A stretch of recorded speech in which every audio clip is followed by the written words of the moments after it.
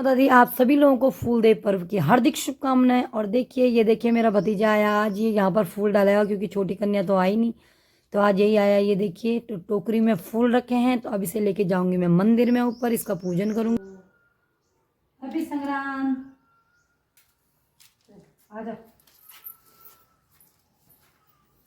चल मैं बोलता हूँ बोलवा यहाँ पे रख। दो फूल वहाँ पर रख। इसकी बंद।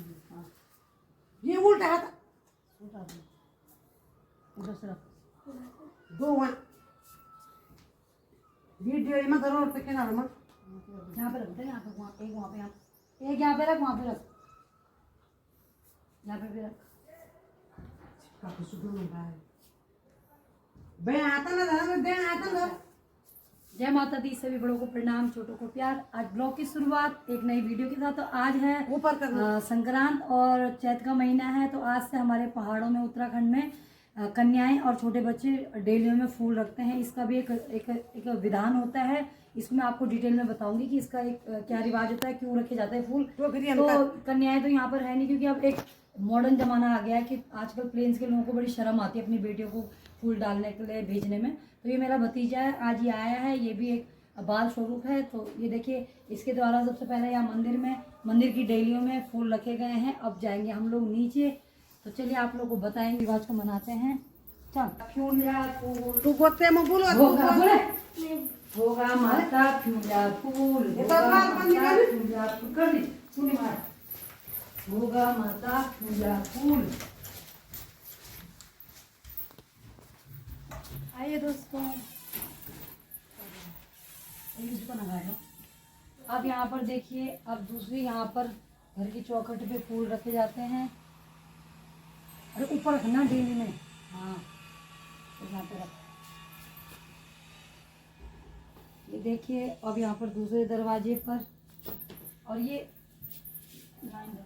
रिवाज जो एक फूल रखने का एक नियम है, ये कम से कम या तो 15 दिन और या तो फिर 1 महीने। तो वो बच्चों पे डिपेंड करता है कि जिस प्रकार से उनकी छुट्टियां होती है उसी तरीके से फूल रखे जाते हैं। यहाँ पे रख दे, गेट पे भी रख दे सारे फूल। अब 2-3 दिन जितने बच रहे हैं, जय 2 रख दे। जय गोगा माता फूलिया फूली। चप्पल हटाओ दरवाजे से, गेट से। बाकी फूल इधर रख दे, यहाँ रख दे, सब रख दे वहीं पे, चढ़ा दे सारे, रख दे। अब इसको देनी है हमने दक्षिणा। चलिए आइए मिलते हैं अंदर। जय माता दी, सभी को प्रणाम। तो चलिए आइए सुनाती हूँ आप लोग को फूल दे। एक लोक पर्व है उत्तराखंड का, बहुत ही पावन और पवित्र, जो चैत के महीने में मनाया जाता है। चैत के महीने संक्रांत जिस दिन शुरू होती है, यानी अप्रैल 14 या 15 में जब भी संक्रांत पड़ती है, तो उस दिन से चैत का महीना स्टार्ट हो जाता है। और हमारे उत्तराखंड में चैत का महीना बहुत ही पावन महीना माना जाता है, जिस महीने एक नई बसंत ऋतु का आगमन होता है। पूरे चारों तरफ उत्तराखंड की पहाड़ियों पे कई किस्म के फूल खिलते हैं। बांज और बुरांस, बुरांस के फूल जो हमारे उत्तराखंड का बहुत लोकप्रिय एक फूल है और बहुत ज़्यादा प्रचलित भी है। तो वो फूल जगह जगह खिलते हैं, नई ऋतु का आगमन जिसे बोलते हैं। तो चलिए मैं बताती हूँ, एक राजा और रानी थे जिनकी कई सालों बाद एक संतान पैदा हुई। तो राजा रानी बिना संतान के बहुत परेशान थे। तो बहुत मिन्नतों के बाद भगवान के आशीर्वाद से उनके घर में एक छोटी सी कन्या के रूप में एक संतान ने जन्म लिया। तो उसे बहुत प्यार करते थे। वो कन्या कैसी थी, वो ज़्यादातर फूलों के बीच में रहना पसंद करती थी। उसे फूल बहुत ज़्यादा पसंद थे, तो वो अपने बाग बगीचे में ही 24 घंटे घूमती रहती थी, खाना भी वहीं पर बैठ के खाती थी। उसे फूलों से इतना प्रेम था। तो एक बार क्या हुआ, तो राजकुमारी अपने बगीचे में एक साइड पे जा रही थी, तो वहाँ पे उसको एक स्मेल सी आई। तो स्मेल सी फूल की बहुत शायद वहाँ पे कोई फूल सड़ रहा होगा, तो उसकी स्मेल से आके वो वहाँ पर बेहोश हो चुकी थी। तो बेहोश हो चुकी थी। राजा और रानी बहुत परेशान हो गए। कई वैद्यों को बुलाया गया, उस समय डॉक्टर नहीं होते थे, वैद्य होते थे, घरेलू उपाय होते थे। तो बहुत कोशिश की गई है उसको होश में निकालने, लेकिन वो होश में नहीं आई। काफ़ी टाइम हो चुका था, पीरियड्स कम से कम 1-2 साल का पीरियड्स हो चुका था तब। तो राजा बहुत परेशान थे। कुछ दिन बाद एक युवक उस नगर में आता है, तो जो कि अपनी बांसुरी की धुन बजाता। तो एक राजा के जो सैनिक होते हैं उसे पकड़ के राजा के पास लेके आते कि कि महाराज यह एक युवक इस नगर में घूम रहा है, लेकिन इसकी ये बांसुरी की पेड़ के नीचे बैठकर बांसुरी इतनी सुंदर उसमें बांसुरी बजा रहा है कि इसका बांसुरी से सबका मन इसकी बांसुरी ने सबका मन मोह लिया। तो इसलिए हम लोग ऐसे आपके पास पकड़ के लेके आए। तो जब राजा उनसे पूछते हैं तो वह राजा को बोलते हैं कि आपकी पुत्री कई टाइम से मूर्छित अवस्था में है, मुझे पता चला है किसी के द्वारा। तो राजा कहते हैं हाँ, हम लोग इसी वजह से बहुत ज़्यादा परेशान हैं। तो वह युवक राजा को चैलेंज करता है कि विश्वास दिलाता है कि मैं आपकी पुत्री को ठीक कर सकता हूँ। तो राजा बड़े अचंभों में पड़ते हैं, क्योंकि इतने वैद्यों के द्वारा इतने घरेलू उपाय से कि कन्या को होश नहीं आया, तो ये क्या ऐसा चमत्कार करेगा जो कि मेरी कन्या होश में आए। तो युवक जाता है उसी पेड़ के नीचे जहाँ पर वह कन्या मूर्छित हुई थी, वहाँ पर बैठकर अपनी बांसुरी बजाता है। जैसे ही उसकी बांसुरी के सुर निकलने शुरू होते हैं, वैसे ही चारों तरफ फूल ही फूल खिलने शुरू हो जाते हैं। मतलब सूखे हुए पेड़ों पे भी फूल खिल आते हैं, चारों तरफ हरियाली हरियाली, प्रकृति एक खूबसूरत रूप में सामने निखर के आ रही है। तो वैसी जैसे जैसे वो फूलों का खिलना शुरू होता है, वैसी वैसी राजा की कन्या भी अपने होश में आना शुरू करती है। और ऐसे करते करते राजा की कन्या अपने मूर्छित अवस्था को पार करके अपने एक होश में, अपने जीवित रूप में अपने माँ बाप के सामने आ जाती हैं। तो यह देखकर राजा बहुत ज़्यादा प्रसन्न होते हैं। तब उसके बाद युवक जब जाने लगता है अपने नगर को, तो राजा उसे वहीं पर रोक लेते हैं। कहते हैं तुम्हारी वजह से मेरी कन्या का नया एक जन्म हुआ है, तो हम चाहते हैं कि तुमसे हमारी कन्या का विवाह हो, क्योंकि तुमसे अच्छा वर हमें कहीं पूरे संसार में नहीं मिल सकता। तो तब राजा कन्या कुछ टाइम बाद उस युवक और अपनी पुत्री का विवाह करवाते हैं। बहुत सुखी संपन्न खुश होकर अपने परिवार में रहना शुरू करते हैं। तो उस दिन से राजा उस दिन थी संक्रांत, चैत के महीने की संक्रांत थी। तो उसी दिन से राजा ने एक आदेश जारी किया था कि जब भी चैत के महीने की संक्रांत आएगी तो सभी छोटी छोटी कन्याओं के द्वारा या बाल स्वरूप बच्चों के द्वारा घर की डेलियों में चौखटों जिसे बोलते हैं, एक्चुअली मैं गढ़वाली में भी इसको बोल सकती हूँ, लेकिन प्लीज़ आप लोग जो प्लेन्स के लोग हैं, आप लोग गढ़वाली समझ भी नहीं आएगी, तो इसलिए मेरे को हिंदी में बोलना पड़ रहा है, क्योंकि हिंदी कॉमन भाषा है, इसे गढ़वाली भी समझ सकता है, हिंदी, पंजाबी, गुजराती जो भी हैं, किसी भी अदर